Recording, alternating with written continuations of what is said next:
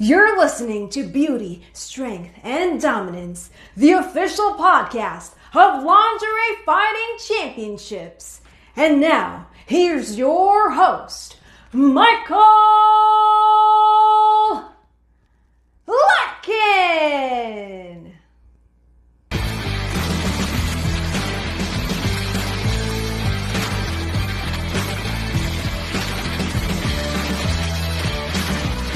Hello, ladies and gentlemen, and welcome back to another edition of Beauty, Strength, and Dominance, the official LFC Lingerie Fighting Championships podcast. My name is Mike Larkin, and man, joining me today, she's on a streak of wins here. Let's put this into the forefront because, my God, she's been putting a lot of W's in the win column. We got the one, the only, one of my personal favorites, Miss Raylan. How are you, Raylan? Hello, I'm doing great. And you're right. I got 2 wins in a row after I don't know how many losses. I think 3. But 2 in a row. We're on a roll now. We're gonna keep that going. The streak keeps going. I mean, I think it was the luck of the Cammy of the Street Fighters what helped you with this. I think so. And I'm feeling more confident in myself as a fighter. I've been around for a while. I've been doing this for a while, and when I started LFC, I think on the Halloween this past year, it popped up in my memories that my first fight was 9 years ago. So that means I'd only been wrestling for 2 or 3 years at the time, maybe 3 or 4, maybe. So that means like I was a young wrestler at the time, not very confident yet. And same with Mona Jones. I was young wrestler then. So I'm just coming into my own. Man, one of the earliest memories of when I started this podcast in 2019 and really doing research and coming across the LFC product, you and Mona Jones, like that bout not only was hilarious just because of the quote unquote wrong Mona Jones, as Coach Joe Kane would put it, leading up to that bout. But I think you two, like seeing like the early stages of LFC and how it's grown, especially when we'll get into the UK shows. I think every product has its earning, has its start, it has its growth, it has everything that goes into it. But to see where you were from there to now is absolutely a great evolution. So Mona and I were roommates whenever we were in wrestling training in Detroit at the House of Truth. So we had gotten really close. Obviously, we have a pretty big size difference. I'd say she's probably 5-6 inches taller than me, maybe 30-40 pounds of muscle bigger than me. So I knew picking her, I was going to have a really tough matchup. But yeah, we always refer to that Kansas City show as like, I didn't come back for a while after that. It was a kind of wild show. Other than, I've always really loved the girls, and everyone I meet at these shows are incredible. And even girls from like my first show, I still talk to. And that says something, like, because I haven't seen them in years, but we still communicate through social media. And when I just ran into Terry London at the Halloween show. That was so exciting for me. My first show with her, I think we were in South Dakota, and they sent us to do promotions at the bar. So like I had so much fun with her. I stay in contact with her. Jolene is still around. So I know it's really cool to see all of us growing in our careers, no matter if it's in fighting or whatever. Like everyone's done some really cool stuff. Hi, Mona Jones. It's my draft pick, Mona Jones. That's not Mona Jones. This is Mona Jones, Brooklyn's most deadly export. That's Joe. Mona Jones is white. That ain't Mona Jones. He said, yeah, that's Mona Jones. I said, no, that's not Mona Jones. People, gotta get their eyes checked. They're so fixated on color and on our differences. And, I'm really just fixated on bringing us all together. Leon, I don't see color. You don't see color. I don't. Well, I see color. And I see what you're doing here. I'm going to talk to Maxine about this right now. Yeah, we'll see. We'll see. This wasn't a mistake. Joel is very, very calculated. He did it on purpose. Like, it's the internet, okay? Like, anyone could put a picture on the internet. That picture is probably 3-4 years old, maybe before she, she was not as tanned. She was not as built. Oh, look at this! Oh, it's sitting in for the armbar. I fought so hard. So hard. Blood, sweat, tears, literally in this match. Another sweep to the top. Right, not going away that easy. Yeah, a little payback there. She gave me a little bit of fight for that second round.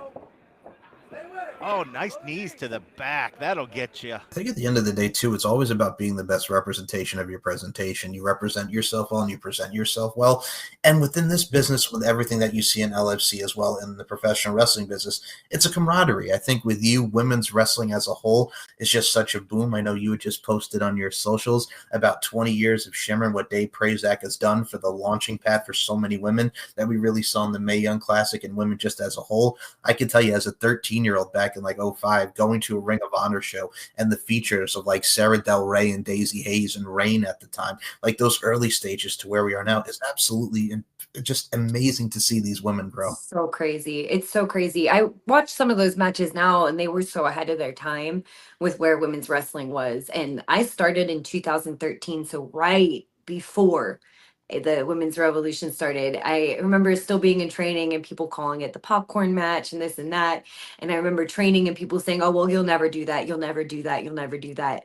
And it's kind of crazy to me because I went back and I trained somewhere else. Not that my school was great, but they were like, "Oh, we'll never do that."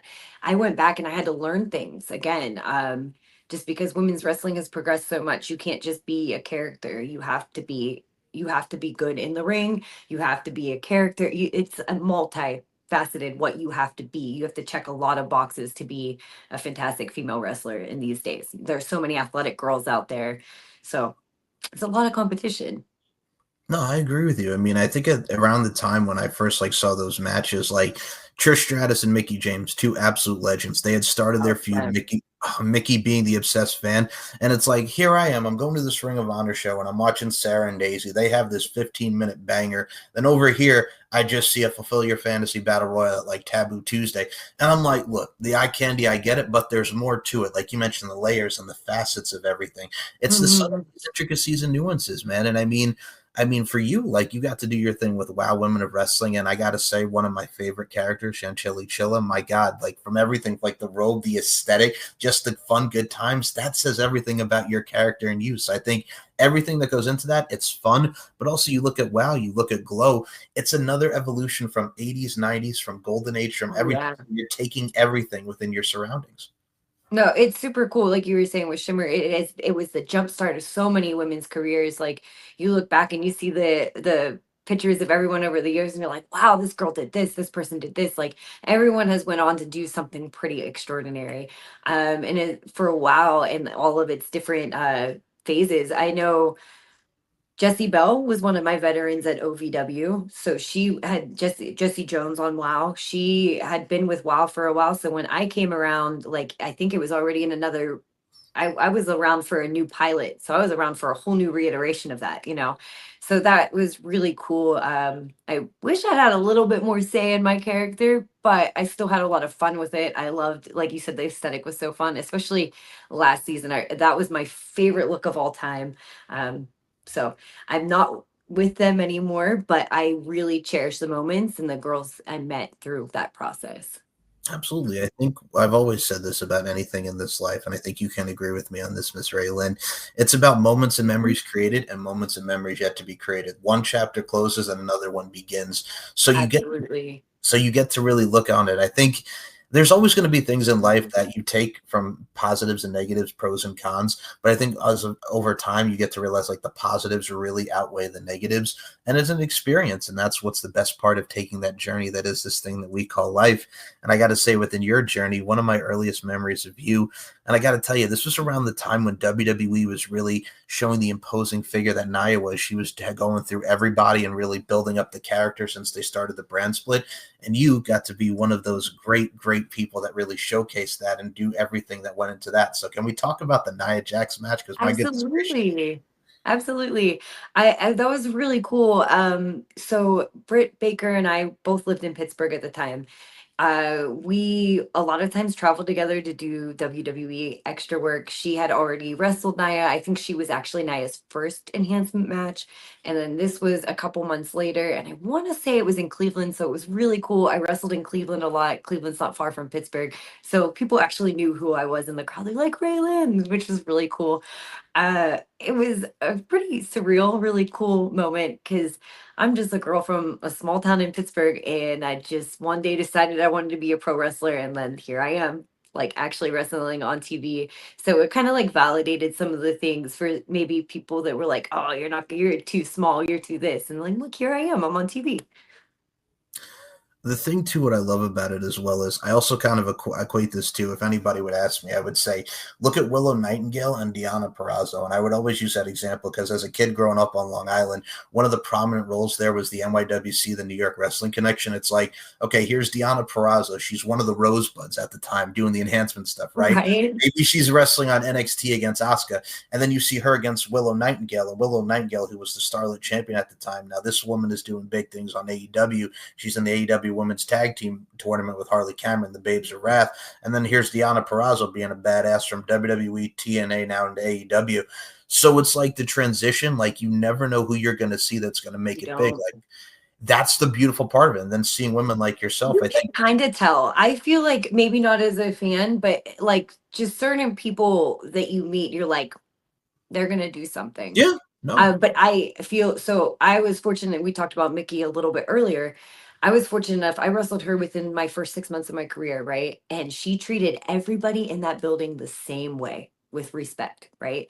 So that's how I saw that really early. And I feel like you just have to you don't know who's going to do what. You have to treat everyone kindly because you really don't know. Like that person that's a referee might ref for WWE, or they might end up being a writer for WWE. And if you're not very nice to them and now you're signed to WWE and they're your writer, Exactly. Not the best. So you never know. Like Deonna was always very talented. And I feel like Willow, it was just a matter of time before she took off because she really is like a bubbly spirited person. I think actually I had heard before she got hurt, her and Chantilly Cella and Candy Girl or current what's her name on there? Candy something? Yeah, Candy. Oh my God, now that's gonna bug me. It was Candy something. And for those who don't know, put it in the comments below. I know it was Candy. I remember Candy. I remember the sweetness. The thing they were gonna have us tag, and I was like, that's gonna be such a fun dynamic.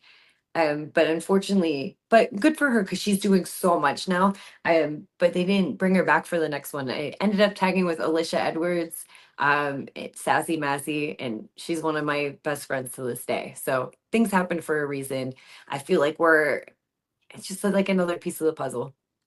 I think what I like about Alicia, and I got to say this, probably one of the best parts about her heel run in TNA, she has adapted the catchphrase of, do you want to know something? And she says it in the most annoying, squeaky, kind of like Vicky Guerrero with the excuse me type of vibes. And it's just so awesome. Like it pops me every time she does it. And it's amazing. Like she's really elevated herself. It's absolutely awesome. Really has. And she... in a time like I was like maybe 5 years in whenever I started tagging with her, I learned so much from her, like psychology wise, when it comes to wrestling. So much. Like I am so glad I had the opportunity to like tag with her. Like I said, Willow would have been great too, but I learned so much from Alicia because she's been around for a while. Oh my God, we can go back to the days of Alexis Nevaeh and New England Championship Wrestling. Right? Like that stuff too. It's like you never know. And like you mentioned, I've always said this, like, and kind of people take it for granted, but I'm like the importance of the enhancement matches, like enhancement talent, like everybody has a role. Like people don't realize. I equate it to LFC, like whether you're their ring announcer, whether you're behind the scenes or front of the camera, everybody has a role. Everybody has a role in making that production and that presentation great. Everybody, the show in the UK, we didn't have a great referee, and that really you need good referees, and I feel like it elevates things. So whenever you don't have, like, every role is an important in wrestling, on the indies all the way at TV, like every role is important. And I think I've always been, I guess I would be enhancement a lot, or people would call me a jobber, but I have a job. No one wants that job either, so I was really good at it. I think I can take away from your career, absolutely, Miss Raylan, is whether you're in there with like, and I'll say this from your Impact run, like watching your matches with like Tessa back and Taya Valkyrie, and Taya was on her roll and Tessa was just starting to come into her own. I think with what you did and helping elevate them, and even your own presentation as well, the selling and everything, and we'll get into the matches here with LFC, but god dang it, man, it definitely made a mark and made an impression. So that's absolutely wonderful. Loved those. I feel Tessa was so giving to me. She's like, let's make you look good. And same with Taya. They're incredible. Like they didn't have to do anything to make me look good. They didn't. They could have just ate me alive, but they made sure I had something. And I felt really good about those matches. Really, I like those matches. They were fun. And like you said, we were all, I think Tessa and I started around the same time. So we were probably about 5, 6 years in at that point. So, wrestling takes a long time to get good at. It really does. So like, I remember being like 3 years in, like, oh, I got it. No, I don't. 5 years in, oh, I got it. No, I don't. Now I think I'm close to 13 years and I'm still learning new stuff all the time. It's really cool. It's exciting. And I think that's what keeps me in it. Well, first and foremost, congratulations on 13 years. Thank you. And number two, you actually take the words right out of my mouth. I think that's the best part about life and in wrestling. You never stop learning, no matter how long you're in the business. You're right. Like I learned a lot of life lessons just from wrestling, right? You're either I don't know, like there have been times where I was like, oh man, this really sucks. And it really will suck for a while. But whenever you come out of it, you're like, okay, I see why this happened. Oh, agreed. I think I look at it like this. Okay, so the NXT TNA relationship, like who would have thunk it just because of the previous administration and where we are now? Like TNA has been a hotbed for 20 plus years. You being a part of that role, like we mentioned with Tessa and Taya. Like for me, it's like Frankie Kazarian, who everybody talks about his experience being the king of wrestling to where he's developed his character from the days when he was with Michael Shane and doing his thing with his wife, Tracy Brooks. Like the dude goes from going to WWE, only being there for like a cup of coffee, and then here he is years later being in a battle royal, being a part of the NXT TNA initiative, the relationship, and being a part of those matches. Like it's crazy to see how far we've come from previous administrations, management, what have you, to see where we are now. It's a healthy balance of professional wrestling. Everybody working together. It's like the territory days, but amplified, so to speak.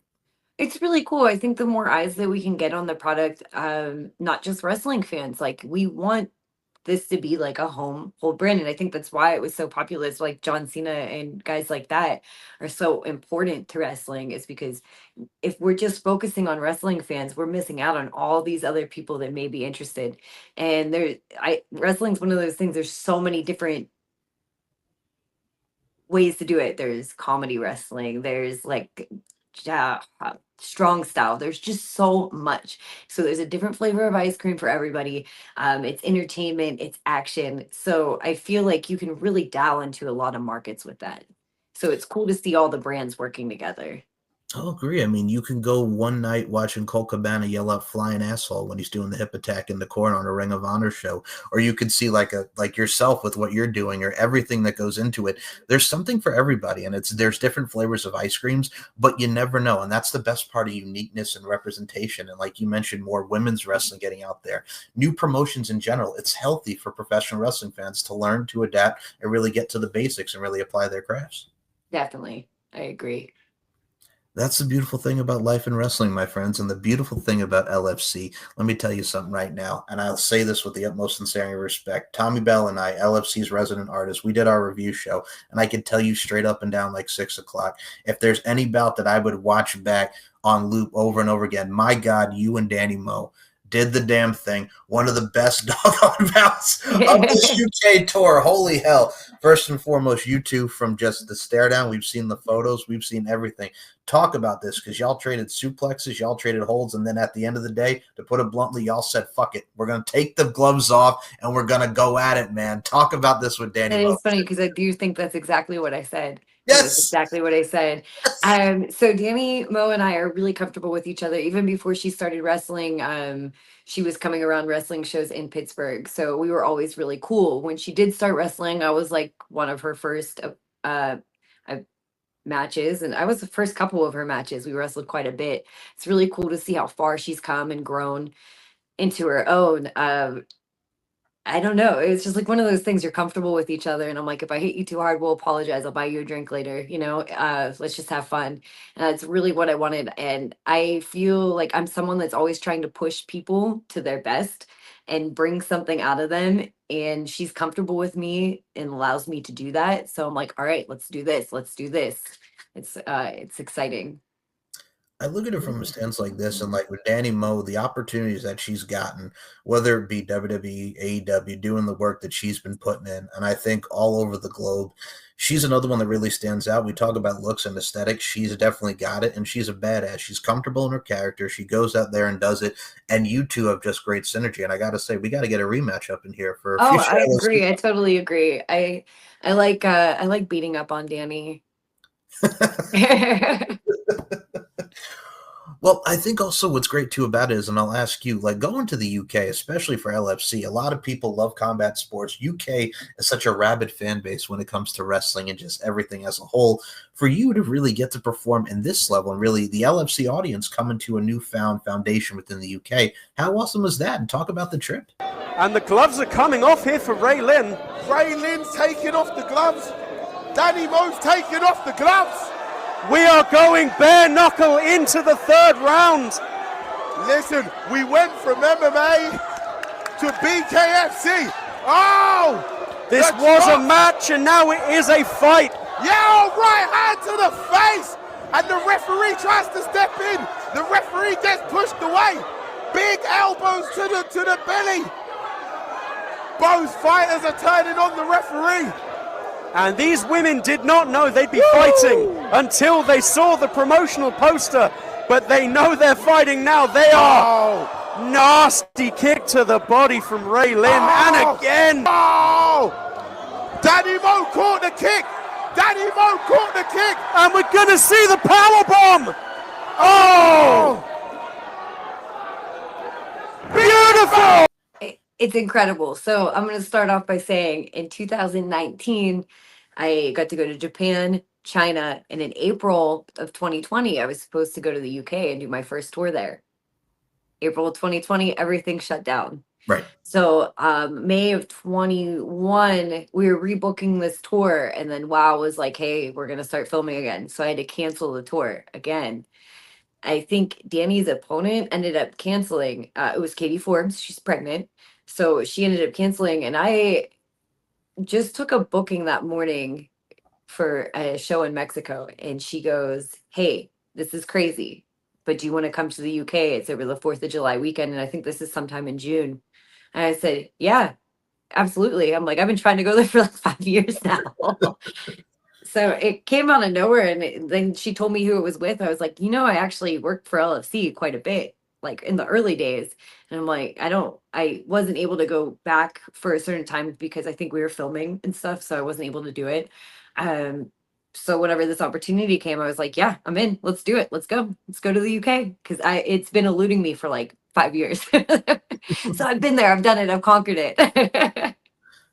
It's one of those things too within the UK. And first of all, I'm glad that you got to have the opportunity, especially with how COVID was and the world shut down. I'm glad that you got But like you mentioned, like Japan and the strong style and how Stardom's really taken over and how they're getting more shine with New Japan and so many great women over there. So you have the strong style of Japan. Now you get the UK side and the strong style in the UK. And traveling the world and just meeting the different cultures. It's like, it's amazing to see. It kind of reminds you of how like Chris Jericho would talk about spending time in Japan for weeks upon weeks, or Mexico. You see all these great wrestlers really adopting the culture. And for you, it's a culture shock for a lot of people, but it's still great to see the discipline and how really hard in the paint that they go. You never stop learning, like we mentioned earlier, but damn it, the international side is crazy with the abundance of talent. Crazy. Well, so Japan, I feel like if half the people in the US went and trained in Japan, they wouldn't be wrestling. It's hard. Yes. We train every day. We train twice a day. I wrestled so much. I think I maybe took 10 years off my life while I was there, honestly, because it was just such hard work. But I appreciate it. I came back so confident, so ready, and then the world shut down. But I still talk to my friends that I made in Japan. I learned a lot while I was there. And yeah, like you said, you train, you learn different styles. Like, and then some of them, my friends have come here. Marvelous was the dojo I was at, and they've been wrestling here in the United States a lot. So it's cool to see that crossover. I feel like you learn so much more because like you said, different flavors of ice cream. So like everyone's taught a different way. Either the Northeast is different from the South. It's different from when I lived in California. Texas is different from all of it. Like I learn a little bit and I take a little bit from everything. Even like my background in martial arts, like I take from that. I take from this. I take from that. And I think that's what makes you a more well-rounded wrestler. I can work with anybody. And I don't, that's I think that's really important.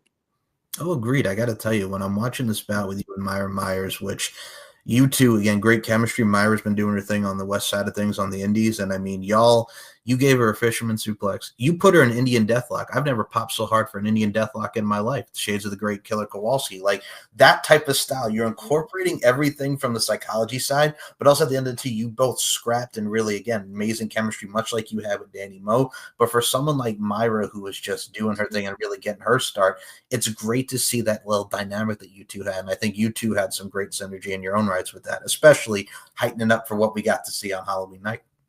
Absolutely. Mayra, I met her a couple years ago. She was just reffing at Mission Pro. She's someone I stayed in contact with. I ran into her at a show in Northern California recently, and I was like, wow, she's really come a long way. So they always give me an opportunity to like get someone to come fight me. And so I was like, hey, let's check out this girl. Let's see how she does. And I think she did really well.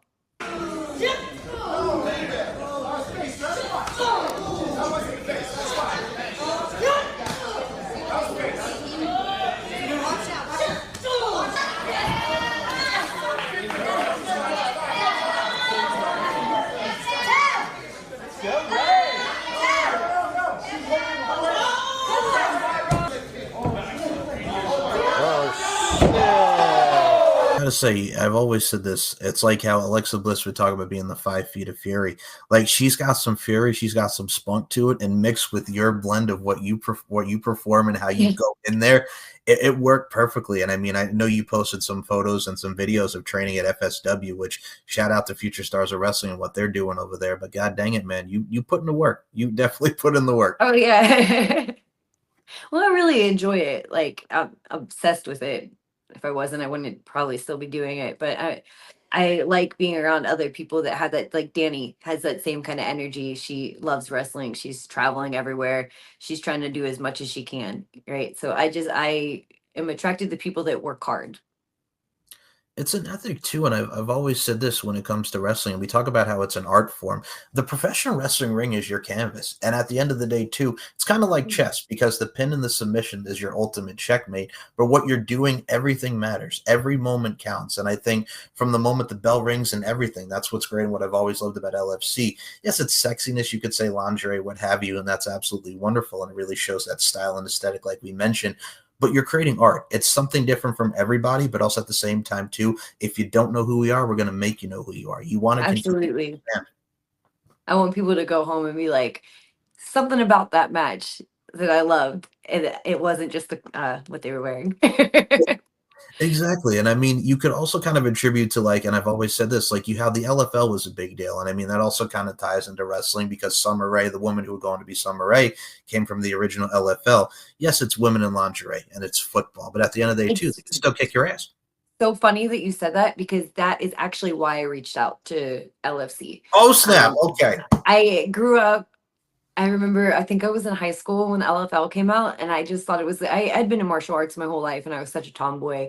And I loved that. I was like, they're so beautiful, and then they're crushing each other. Like, it was so cool, and I absolutely thought it was the coolest thing ever. So I remember seeing, like, some things of LFC popping up on my feed and being like, well, I have a martial arts background, and I'm like, and I wrestle, and I do this, and I'm like, I kind of want to do that. So I reached out to them and they were like, absolutely. And they brought me in like immediately. And that was with Roxy. Yes. Who is Renee Michelle. First off, I love that, number one, because finally someone on this show gets my LFL references, because from the days of watching it on MTV2, yeah. That's what I'm saying. Like the parallels are there. And shout out to Renee Michelle, by the way. Shout out to Roxy, because she's absolutely amazing. Another one coming from a young classic. Oh, But that's one of the things that I love too, because again, it's style aesthetic of something new. It's like back in the day when TNN, Spike TV used to have slam ball. Now, basketball, one of the most popular sports ever. We love WNBA, NBA, what have you. But then they're like, okay, what we're going to do is we're going to wear the pads. We're going to provide this bouncy little thing. And then boom, we're going to do different things, but incorporating like a little flavor, like how you would see dunk contests in video games. You take everything from your surroundings, you take different nuances, and you see what sticks. And the LFL certainly stuck. Yeah, I loved it. I was obsessed. I was like, oh, I want to do that. I didn't do that. I think it was over by the time I would have been able to do it. And then like the actual female football leagues, they were, I don't know, it didn't look like that much fun. So LFC, when I saw that, I was like, that's me. That's all me right there. Now, Raylan, what's great about life, and we mentioned this earlier, is like the exist to inspire mindset. Jeff Hardy has always said that in many of his promos. We exist to inspire. I think with LFC and professional wrestling and being the great woman that you are, and one of the prominent roles with how you have in this professional wrestling world, the exist to inspire thing, because you never know what girls you're going to inspire, what people you're going to inspire. I think that's something that really stands into attack, into fruition of why not only we do this and for the work ethic, like you mentioned, but that's the beautiful thing. You never know who you're going to empower, no matter what body types of women. It's a beautiful thing. You're going to eviscerate and evoke emotions. It's so true. Like you just said that. I remember Mayra actually reaching out to me and she's like, you're a smaller wrestler. Can you help me? Like, I'm trying to put on size. I'm having a hard time as a smaller wrestler, people taking me seriously. Like, I had a really hard time when I started. Like, I had different tryouts with different companies and they'd be like, you're too small, you're too this, you're too that. So, I just kept working. All you can do is keep working. You can keep bettering yourself. You can keep going. Because there's a lot of girls out there that are probably told they're too skinny. Like, not like I'm not trying to get bulky. It's just been a long process. So you never know who you're gonna inspire. Even just like someone reached out to me recently because I would sometimes talk about how in my early 20s I had a really rough time with drugs and alcohol. And I'm sober. I drink occasionally, but not really. But I had someone say something like, I was really struggling, and I do promote like health and wellness stuff on my social media. And they're like, you just saying the kind of stuff like I don't think we realize that everyone has all these internal struggles and why they might be doing what they're doing. And you just don't know who's listening. And even if it's just one person that you're helping or one person that's inspired by your story. So first and foremost, I will say I'm glad that with everything that you've overcome within the alcohol process, it's everybody beats their demons. Everybody goes through something. I'm happy that you're here because life is a blessing and you are a blessing in this life. So I look at it from a stance like this, man. Like you mentioned there, with the health and wellness thing, like mental health is so important in this day and age. Like checking on people, communication is so much key. Physical, mental doesn't matter. We need that. We need to bring more awareness to it, and we need to showcase into the forefront more. Absolutely, absolutely. Because there's so much, especially after the pandemic, and then just people being so locked into their phones and not having like the human interaction we used to have. You don't actually know who's struggling, and just being kind to someone might be the only you might be the only person that's been nice to them all week. You don't know. Right. And I mean, I look at it from a stance like this too. And like you mentioned Mayra, and just we talk about size and struggling on that front. I've always looked at it like this. Look at the TNA knockouts. When they were picking up steam in 2007, two of the big integral parts were Gail Kim and Awesome Khan. Awesome Khan was a woman who was, the contrast. This woman was 272 pounds, and she could move and she could go and work with anybody of the size and the stature. Like, you see those different dynamics and everything. Like Gail Kim was just like, hey, I don't want to be like this bra and panties wrestler like we saw in the 2003, 2004 time period. I actually want to wrestle, goddammit. And then look at where they went with the knockouts. So it's stuff like that. It's incredible. Stuff like that is such a change of the guard and professional wrestling, and change of the guard, period. You have to make the difference and be the difference within anything that you do. And Gail's one of the people that inspired me so much. When I started at OVW, it was Impact or TNA. I can't remember if it was TNA or Impact at the time, but it was Impact TNA territory. And I remember watching one of their summer shows. I can't remember what it's called, but it was Gail Kim and Taryn Terrell. And I'm like, oh, I thought people were telling, like, I was a lot smaller then. I was really skinny. But I remember watching Gail and just her being small and her just being so badass. And I just became obsessed with her then. And she's been really great in my career too. Like, she's someone that I reach out to. I send my matches. She gives me critiques. She's been amazing. So yeah, she's inspired me a lot. This one over here, bringing out Gail Kim and Taryn Terrell, summer 2013, I believe, Last Man Standing. I like your style because that's a very underrated feud people don't talk about, because I think people always have that image of Taryn Terrell as like the girl from the Diva Search, and That who was such a good hard-hitting match. Like they Oh went my for God. it. Like they That went. match means like that was like really starting my career. And like I was telling you, some people would be like, "Oh, girl, it's the popcorn match," and I like sat there and I watched it. How is this the popcorn match? Right. Like they're getting it. This woman did a cutter off the apron, that being Taryn Terrell. Like, come on now, man, let's go. I'm right there with you. Like, I I think we're sort of going away from the ignorance of what people would call the popcorn match, and more into the forefront. Just like let them go, just let them go. Oh, what was it this past year? The triple threat on WrestleMania was like the only match I really enjoyed with the women. Oh Like, and yes, I think that was a lot of people's favorite match. And it's more like, I don't know, the women now are just we're so athletic. They're it's like checking all the boxes, checking all the boxes. I mean the prominent role there, like Rhea, Io, and Bianca are just from where they were Mae Young Classic wise, especially Rhea Ripley, who was just Even like, then they had something. yes. Like even Rhea Ripley starting with the long hair, and then she changed her look for the second one in her role in NXT UK, NXT. Oh, another prominent example. Another prominent example. Incredible. Now, for you, you did mention OVW as well, because when people think of OVW, they do think of the class of 2002 with the Brock Lesnar's, the Randy Ortons, the John Cena's, the Batistas, and I'll even mention great women from there, from Beth Phoenix to Katie Lee Burchell's, and so many women that came from there. Even ODB for her short tenure there, and Angel Williams, Angelina Love. For you, how awesome was that? Because you have that women, and you mentioned the TNA relationship, but OVW has such a rich history when people think of wrestling and the development of the future stars. So when I didn't really know much about wrestling when I started it. It just kind of had somewhat of a tragedy happen in my life, and I just realized I needed to change things. And wrestling just so happened to be on TV, and I felt myself really like invested in watching the characters on Monday nights. And like before that, I hadn't really watched it much, maybe a little bit early in the Attitude Era when I was young. So I was watching it and I just more and more, it was like I was bartending and I started having this character and this persona. And I was like, you know what? I'm going to be a wrestler. So I started looking into wrestling schools. I looked in Pittsburgh. There were a few, but I was like, I'm not seeing names like John Cena, and then I'm Googling, I'm trying to see like where I should go to wrestling school, and OVW came up. And when I visited, I met Nick Dinsmore, who was Eugene, who ended up being my first trainer, and Al Snow.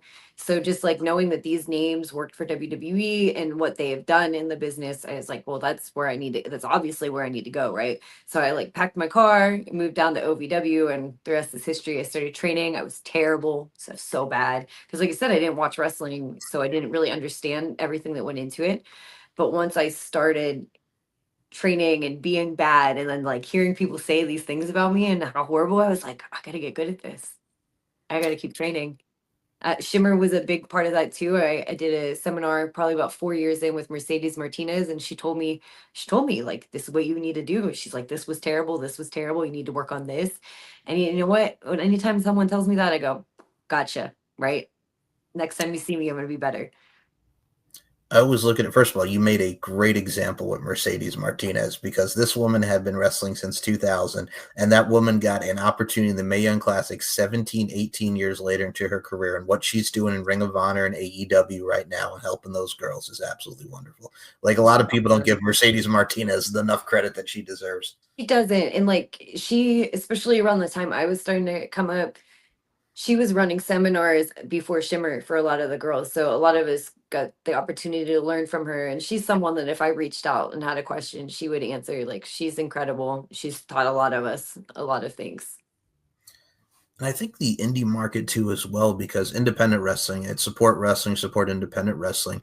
I always say within your local indie, and just how where the indie wrestling was in the mid 2000s, especially now, where you see a lot of people reinvent themselves, like Cody did, like Drew McIntyre did, especially amazing great women. Like, it's great to see like just the rejuvenation, just how revitalized and everything indies are, man, because indies are definitely where it's at right now. It's such a hot period.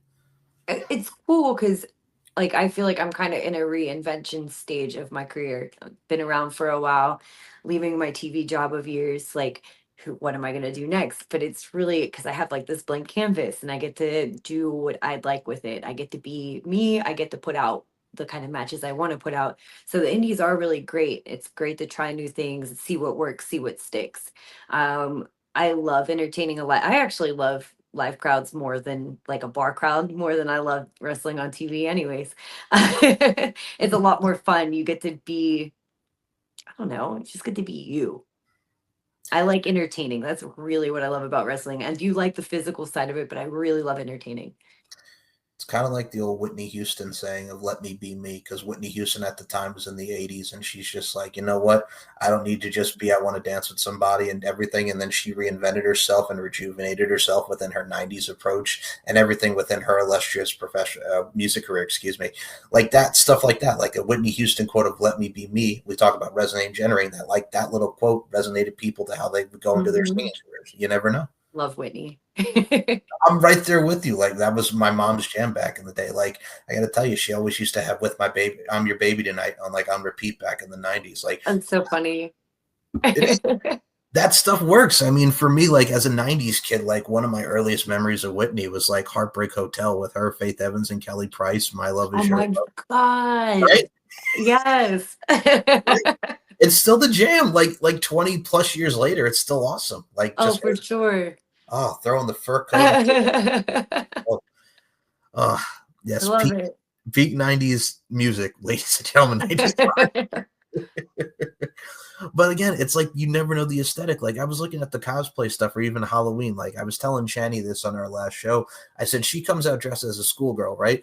What is the most entire thing that you think with the music and schoolgirl? Like when Britney Spears first came out and Yeah. more time, like it works. Like that stuff works. And you with the Street Fighter realm, everybody loves Street Fighter, such a popular. We played that game all the time, right? Right? That's what I'm saying. Like it works. Like everybody loves Street Fighter. You never know. You take your pop culture nerdiness and you incorporate it into your own style. It works. Oh yeah, people love that. They eat that up. They eat that up. They do, but I think it resonates with people. And I mean, even nowadays, like I think you can attract a newer audience to it because we mentioned people love nostalgia. But if you don't know it and people get to learn and adapt and absorb to it, like they tried to come back with like TRL years later, right? Like everybody loves Carson Daly. Everybody knows like the top 10 countdown and everything.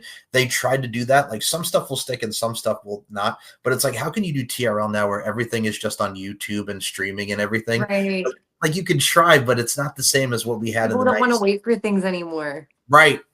Because everything has to be so fast paced. It's like, how about you just be in the moment and just let it go? Like everybody constantly wants to rush. It's like, let it simmer. Let it go. I miss waiting a week to watch a TV show.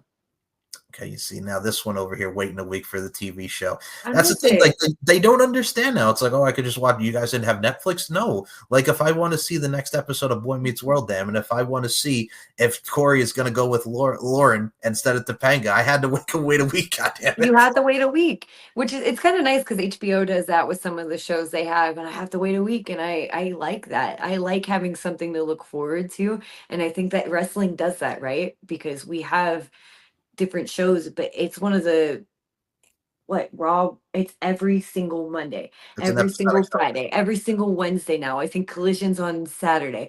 So it's like if you want to see what happens next, you're gonna tune in. And that's what's really cool about wrestling because it still has that nostalgia, like you were saying. It has that nostalgia, even though things have changed, but they bring people back and people get really excited for it. Like, oh my gosh, I remember this from when I was a kid. And there's just something about like when we were younger, it just feels so fun and new and exciting. It's an episodic television, and I'll use the women as a prominent example. When Lita and Trish main evented Raw, and Trish was tormenting Lita. Lita broke her nose, and you see Trish in the nose guard and the story of, just her being like this crazy bitch and whatnot and going after Trish. And then she finally wins that women's championship on Raw, which inspired a generation of women 20 plus years later. It's like, you mentioned TNA. It's like, I know he's a free agent now and he's doing his thing with his wife, but you look at Killer Cross. Like Killer Cross just had the card and he places it down. It's like, whoa, I've never seen this guy before. I don't know what this is, but I want to see where this goes. I want to know where this goes. And that's a really cool thing about it. Like, it's exciting and it's Very something much. new. And then there's characters. And I think that's what drew me to it. Like, my father had passed away and I started watching wrestling, and it was the characters and it was the lights and it was the everything. It was everything for me. I think what was great about it too is especially women in the 90s, like you can mention the Attitude Era and you had like your Sables and your Jacquelines, but then here's Alondra Blaze over here being this badass, and then you have sensational Sherry Martel, and then you have, like we mentioned, Alita, the Trishas, the Jazzes, the Molly Hollies, the Ivories. It's stuff that sticks. Like you never know. You just never know. And especially nowadays, like they really have showcased like the Charlottes, their Alexa Blisses, their Mercedes Monet with what she's doing now. It works. Like it's a My next. dog had to say hi. Oh, no, all right, let's introduce the dog. What's the dog's name? This is Star-Lord, and he has to make sure that he's seen in every podcast I do. Well, first of all, much love to Starlord. Yeah, what's up, Starlord? Thank you. Yes. Now, okay. Now I got to ask, just because, first of all, love the name, but Starlord, I got to say that's a nice little name for the dog. I like the little extension. What was it about Starlord that kind of attracted you as far as like a name for the dog? It was during the pandemic, and we were just watching the Guardians of the Galaxy movie. Or we were watching a lot of them, but I like Guardians of the Galaxy the best, and I just thought Star-Lord was like such a big name for such a little guy.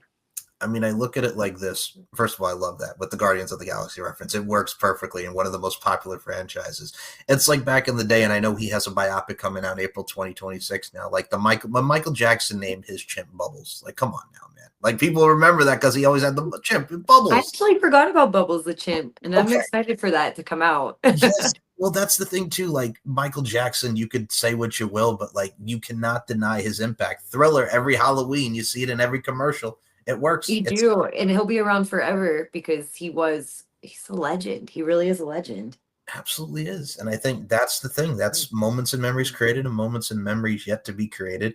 And speaking of moments and memories, we mentioned Dani Moe. We mentioned Mona Jones. We mentioned this past one, Mighty Mayra. I got to mention the other one because you wrestled the hometown girl in the UK, Nadia Sapphire, man. Oh, okay. I'm like, who else? Where are we going? I got to just say, every bout that you've done just has really been memorable, and that's the best part about it. Same with everybody in LFC. We love everybody on LFC, but damn it, man. Nadia Sapphire comes in. It's the UK. We've seen the promos. Then you're going in there with her, and Nadia's been doing her thing in the UK in all aspects. There's so many great women in the UK, like Dani Moe's opponent was Eva Lee, also going into that, and she's wrestled women from NXT UK. So for you going in there with Nadia Sapphire, talk about working with them, because it's another dynamic as far as size and stature going into that, Raylan. Yeah, a lot of the matches I was in early on, like I definitely had the size disadvantage. Nadia is a really, really solid grappler too. I knew that going in. I can grapple, but I'm strongest standing up. I'm strongest striking, but I feel like every time I tried to strike, she's quick. She got me. I do think that it was closer than they made it out to be for that fight. I think the judges were a little biased with her being the hometown girl, but she is very, very good. So as it was US versus UK and representing the US, I agree with those sentiments that she just said. And number two, I agree. I'm not bad mouthing the UK, but it's like, all right, I don't think it was a unanimous decision either. I don't think it was either, because I felt like there were a couple rounds where I got up on her a little bit more.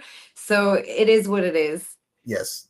And we love the UK, by the way. We're just saying. We're just stating truth. We're just saying. But it's one of those things, dude. I concur. And I think a lot of people, when they see Nadia, they see the cutie beauty that she is. But I even noticed, like, she almost had you, like, almost like Regal stretch vibes, like William Regal. She was locking in the arm bars. Like, she was catch can with you a little bit. Yeah. And we had training a couple days before. And I've been rolling around with her, and I'm like, man, I haven't done this in a while. This is really fun. It was fun just sparring with her. So I really didn't know what to expect when we got in there, because I know when I'm sparring or rolling around with people, I'm not like locking it in. So once we were finally actually in there, I was like, damn, she is a stretcher. Nice leg kick, but gotta pull that back, or Sapphire's going to take that leg. Knees to the body been very effective. The kicks there as well, chopping her down.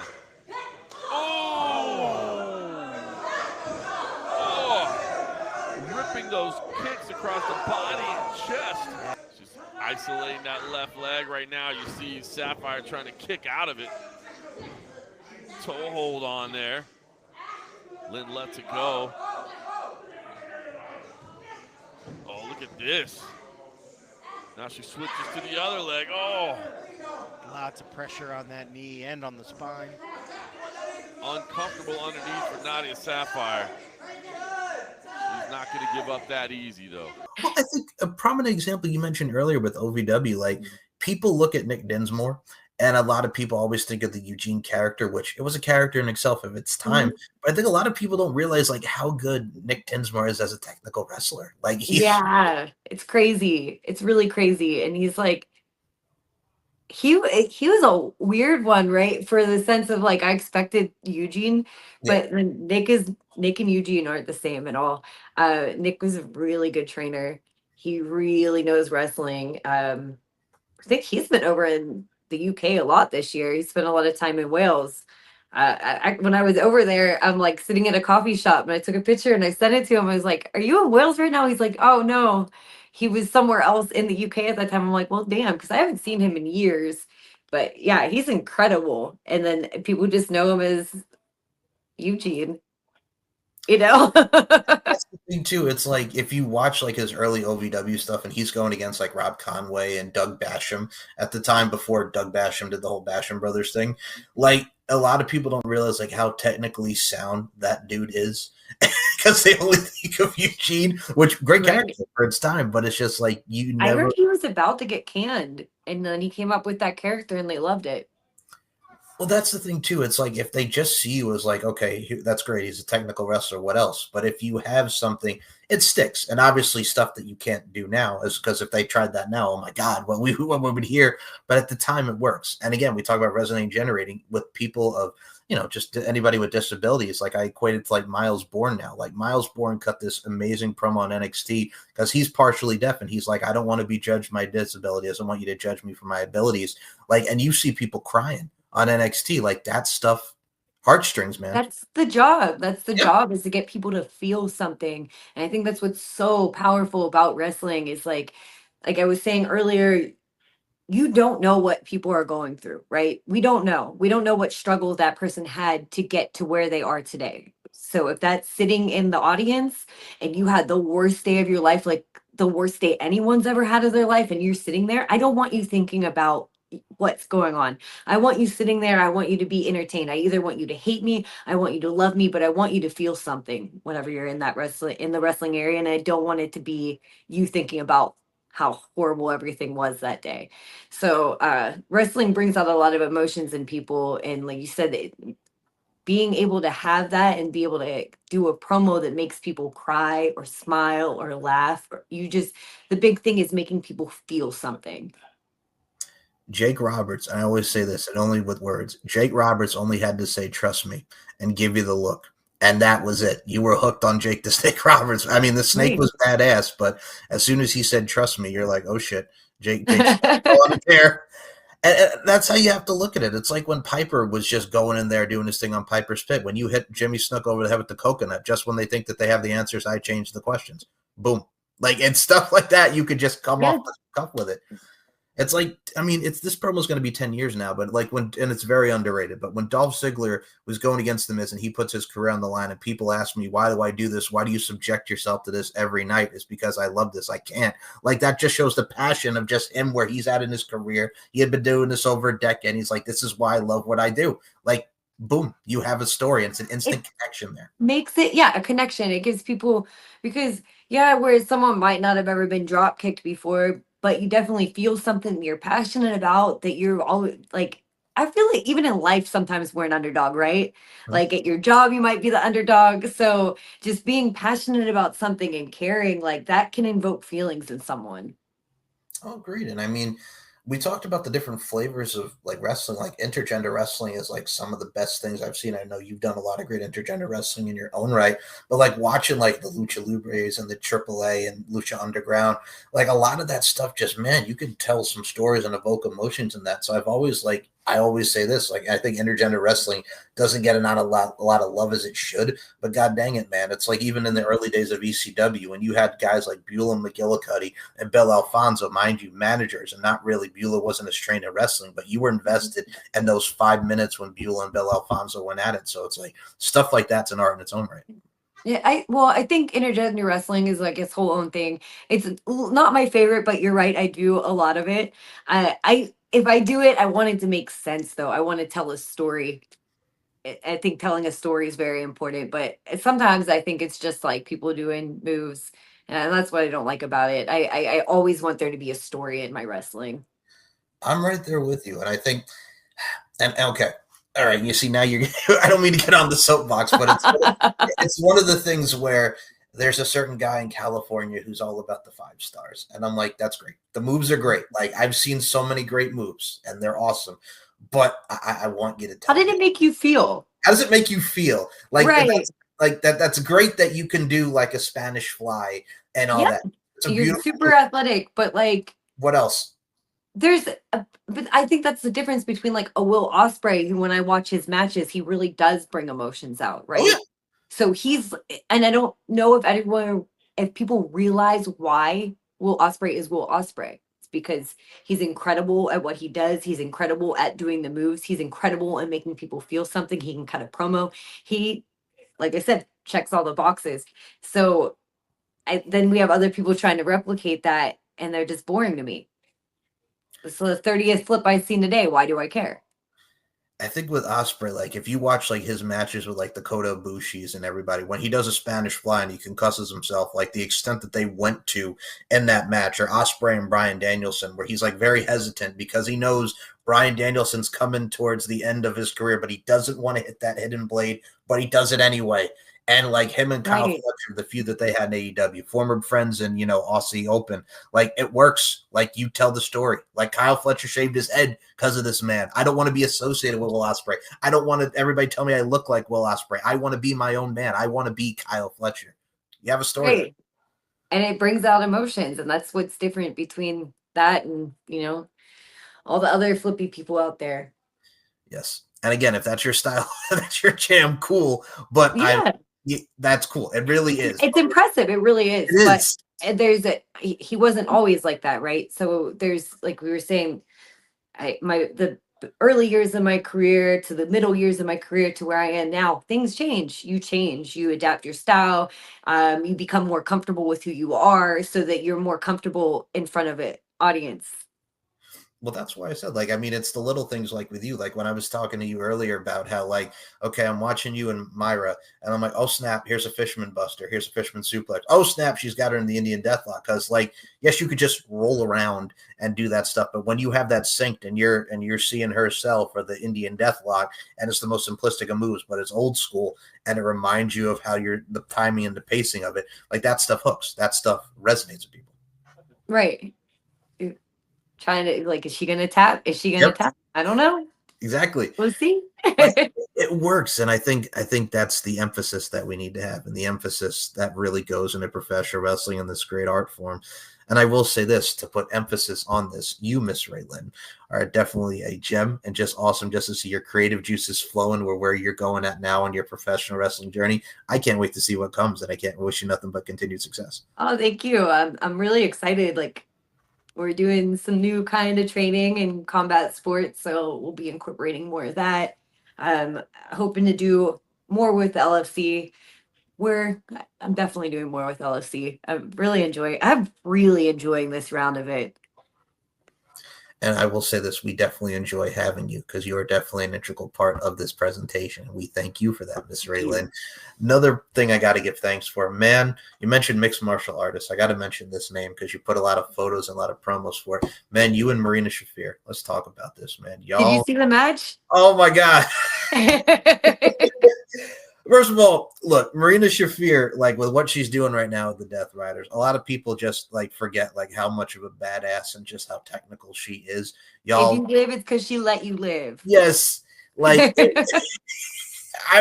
we talk about this? Not to give too much spoilers away, but damn it, y'all, it was entertaining and holy hell. Go ahead.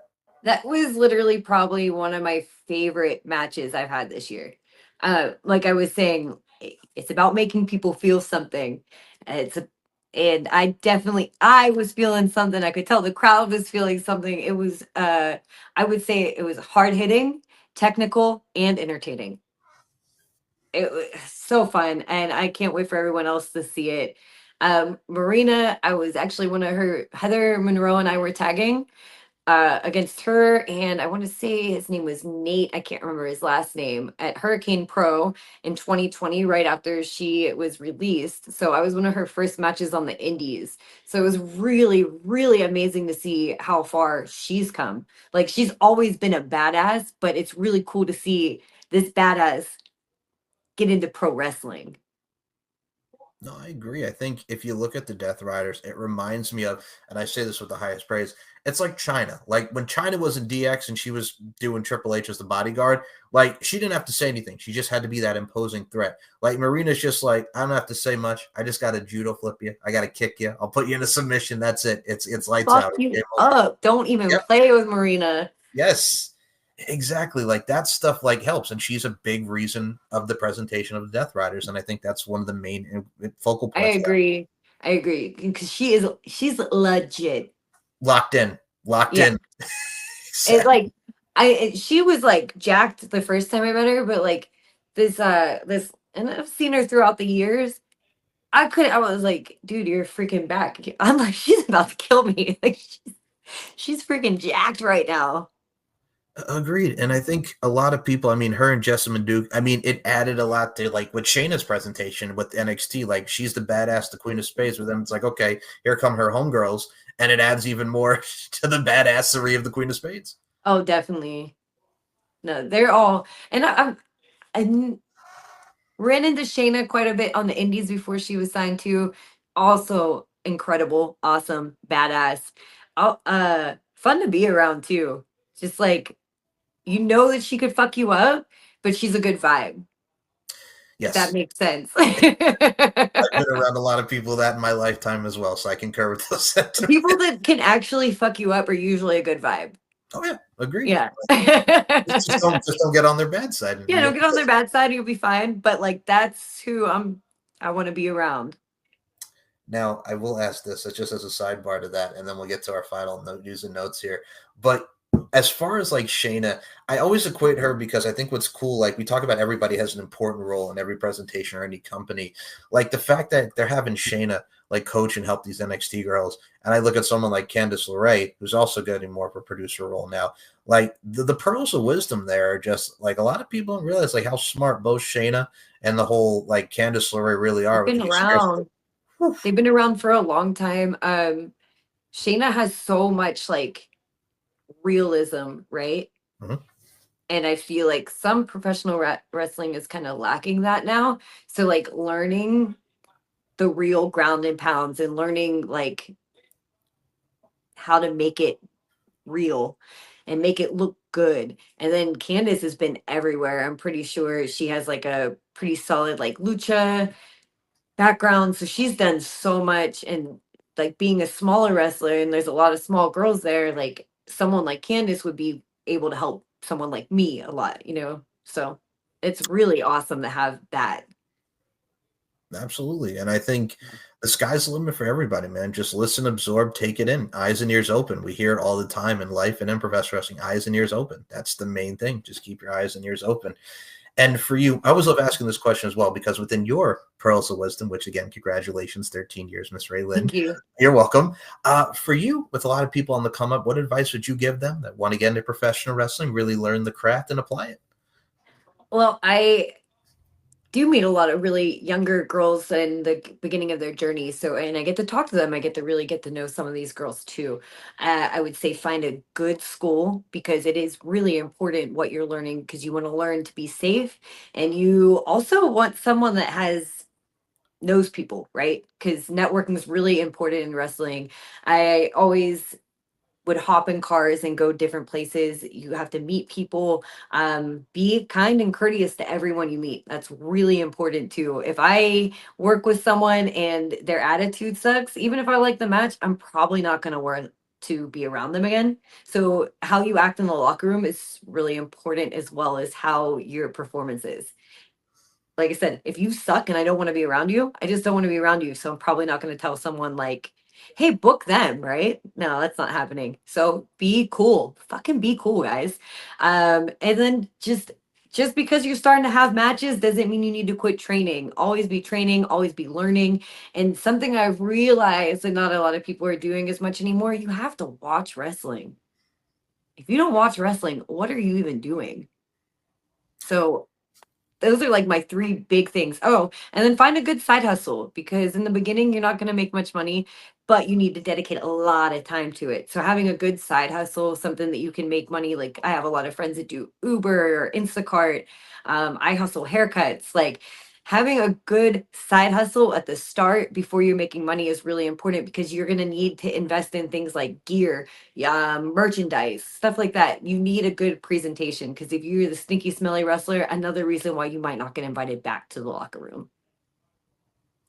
I think that's probably first of all, great advice, and definitely adhere to those words. But I think that's the first time I've ever had in my career as an interviewer and doing LFC that someone has said you don't want to be the stinky, smelly wrestler. No, it's such a, if you're in the, people will know, and they're going to listen to this and they're going to be like, man, why doesn't more people say that? Like, why don't more people tell us, like, don't be the stinky, smelly wrestler. Don't be the person that doesn't wash your gear or your knee pads and it smells like pickles and onions now that you open your gear bag. Like, I don't want that person in the locker room. So there's a short, funny story. Again, this is my years of listening to seminars. Those seminars are very important, like you mentioned, and also just everything that goes into saving money and being safe and spectacular and really owning your craft. But it reminds me of the story that wrestlers would always talk about, who was the smelliest wrestler in the locker room. God rest his soul, Big Van Vader.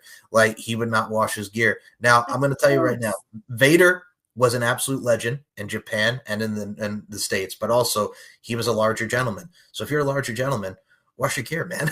Wash it.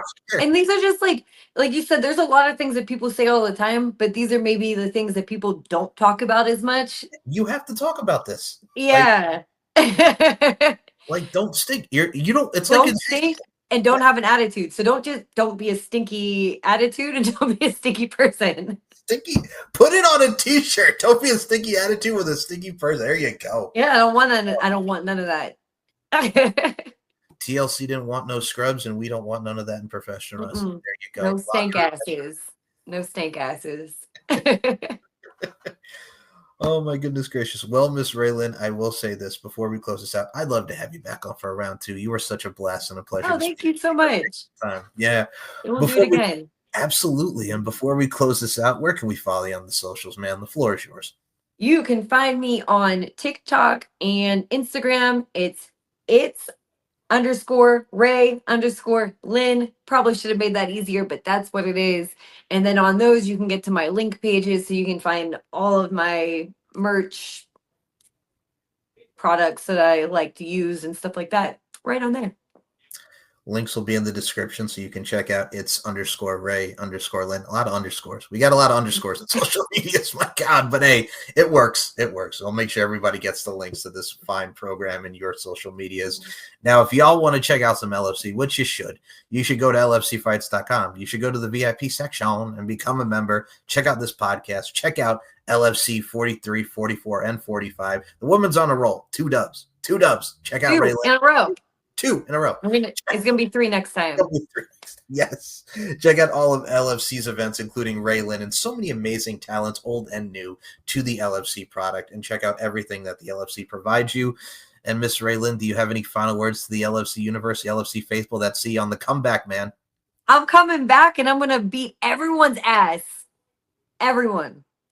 And the stank ass is included. No, stank ass is included. Unfortunately.